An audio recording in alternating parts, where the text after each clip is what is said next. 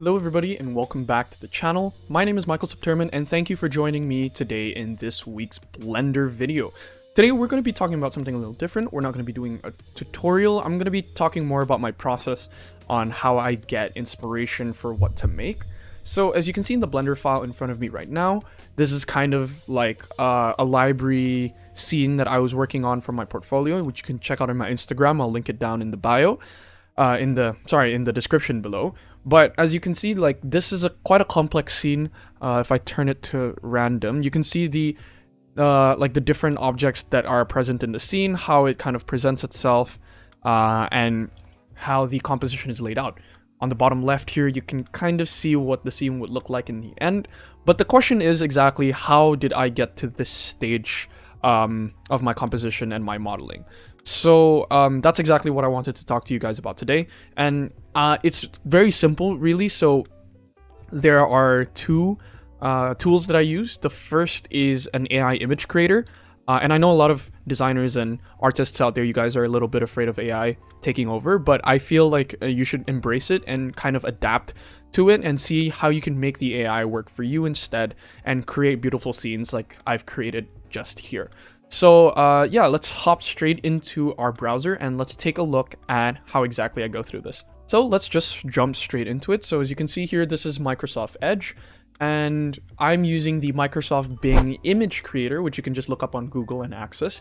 And this is a completely free software that uses the power of DALL-E, which is an AI image creator, in order to create concept art, character art, etc, etc. So as you can see, all of the pictures here were created using AI, using the Bing image creator, and I use this a lot in order to gain inspiration about what I'm going to create next. So if you go down here to creations, these are the references that I used for the library scene that I'm working on currently. So as you can see, it's this dark, ominous scene, and you can see my prompt here: an old library, simple but beautiful bookshelves, creepy, one light source, atmospheric, 8K, dark, focal object, octane render, hyper realistic, in order to give me some kind of concept art that I can use as a reference for my composition in Blender. Now, it is worth noting, however, that I do not condone the use of AI and passing it off as your own work. And I think Bing recognizes that as well by creating their own little watermark there in the bottom left corner. But yeah, like, this is definitely a tool for inspiration and not a tool that should be abused. So as you can see, there are so many other references here. And if you take a look at this, there's some like reference for the pillars that I wanted. Here's like industrial scenes that I used as references for the industrial rust scene that I created. That's again on my Instagram, link in the description. Yeah, so like, this is a great way for you to kind of inspire yourself and gain a lot of reference images as to what you want to create. So, and I think I'm gonna show you one here. So let's take a really simple like prompt here, and let's just say a stone statue, gray, in the middle of a garden at noon with hedges around the statue.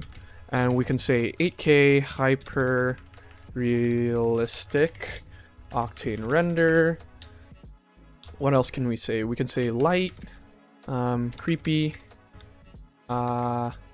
and we'll just say atmospheric, and we'll just press enter and we can create our image here. So let's just wait for Bing AI to create the image that we want here.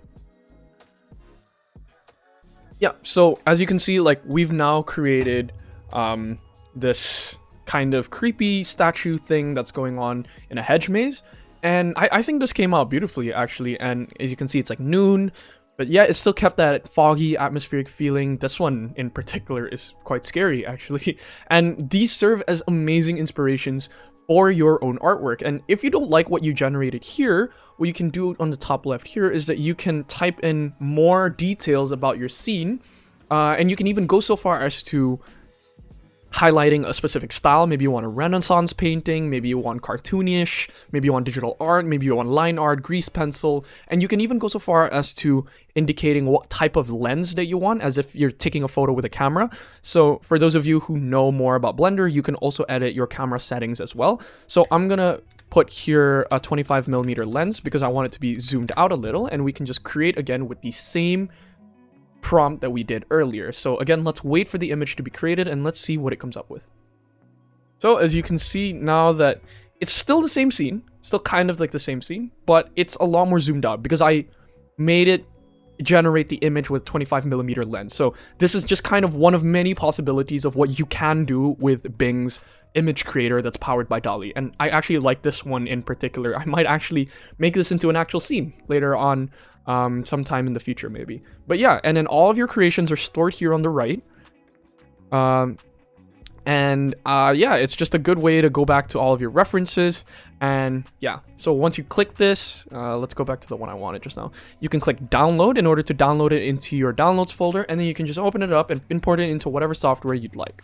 So that's the first software that we're going to use today. So the second software that we're going to use is PureRef. So I know a lot of you in the art community probably already know what PureRef is. This is like a mainstay for digital art, but basically PureRef is a software that lets you put all of your reference images into one place, and it's super simple, super minimalistic, not a lot of settings that you need to worry about, and it's completely free as well. You can donate to the developers if you want to support them, but you can also just download it for free. So yeah, as you can see here, you can just highlight and then drag it into your software. You can drag it in from Google, you can drag it in from a downloads folder, you can drag it in from anywhere. And as you can see here, you can always keep it on top so that you can trace over it in Photoshop. Maybe you want to put it in Blender, things like that. And of course, it's available in Windows, Mac, and Linux. So yeah, and you can also create notes. And I think that this is an amazing software for everyone to use. So me personally, I have two screens, my laptop and my monitor. So usually what happens is on my monitor is my main Blender file, my Photoshop file, whatever. And then on my laptop screen, which I use as a secondary screen, is my PureRef. And I'm going to fire up PureRef here in a second just to show you how to use it. But if you want to download it, you just click download. Yeah, and you just choose a platform. You can choose a custom amount to donate and then checkout, and then you just get your software just like that. Okay, so I'm going to hop quickly into PureRef here just to show you what it's like and so you can really understand the power of it. Okay, so let's just fire up PureRef here, and I've already done so. As you can see, it says there's nothing here. Drop some images to get started. So as you can see earlier, the file that we just downloaded, let's just, oopsies, let's just drag it into PureRef. And just like that, you have one reference image. So let's go back to this and let's just download a few more. Kind of like this one. Kind of like the hood figure here. And this one as well. And yeah, okay, so just like that, we can drag them one by one into PureRef. Yeah, and let's just rearrange it a little. So just like that, as you can see, you can have multiple different references in one place, and it's really easy. You just scroll in with your mouse wheel, you hold right click to move the whole window around, Control F to make it go full screen, right? And you can also press right click and press help for all the different controls here. Additionally, if you go notes, so Control N, you can type in something about this. So this statue in a garden. I'm just gonna make that white. Okay, no. Yeah. Oh, well, I guess that just changes the background, but that's all right. I'm just gonna put that label up there. And then I'm gonna type in here atmospheric, right? And go creepy. Oopsies. We'll just put it in one actually. Creepy. We'll go statue, and we'll do like noon. And now that every time I go back to this reference, I know exactly where I was and where I can, you know, come out again. So we can Control S to save this. As you can see, I have a few others already, and we'll call this statue in a garden. So anytime that you need your reference again, you can just right click, load, and you can go save your PureRef file somewhere. So I'm going to show you some of the other ones I have. Let's check out this industrial scene one. So as you can see, these are like the Bing AI ones that you can see from the watermark here. Oopsies. And there's also some more Bing AI ones, and then some reference images like what pipes look like, what a boiler looks like, what do railroads look like, what do pillars look like. And if we load, for example, another one, let's do the one for the library. Just save this. Yeah, see, as you can see, we have these 5 are the Bing AI ones. This is my own creation that I try to reference again. Some pictures of bookshelves to figure out how those work, some pictures of wooden pillars to figure out how those work, and then finally, like a picture I took off Google just to kind of figure out what kind of items that I want inside the library, even though I didn't end up using this. So yeah, I think that this is a really good way to kind of sort your references together and really make it so that you get some ideas going by looking at all of these images in one place. So yeah, that's how you use PureRef. So now going back into Blender, you can kind of see where the inspiration comes from. So taking a look at the, remembering the PureRef like application earlier and what I did with the library scene, you can see all the inspiration with how the bookshelves are created. You can see how these pillars are created are 100% influenced by the pillars that I saw in PureRef. All these books lying around, and all these like bookshelves as well. The chandelier was not really part of it, but I added it in anyway. So yeah, all these different things really help me composite my image into something that I really like and compose like a scene and a story about what's exactly going on here. So this looks more like an abandoned library, and I really wanted to communicate that through my art.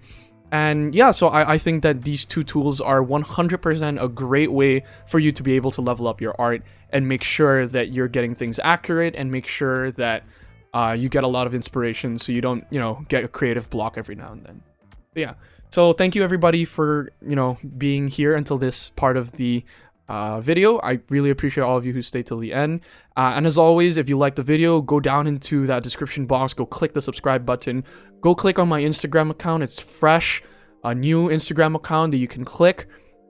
And make sure you give a like for some of my photos, shoot me a follow. And yeah, so thank you everyone again for joining me, this time around in Blender, and I hope to see you guys next week. Thank you. See you around.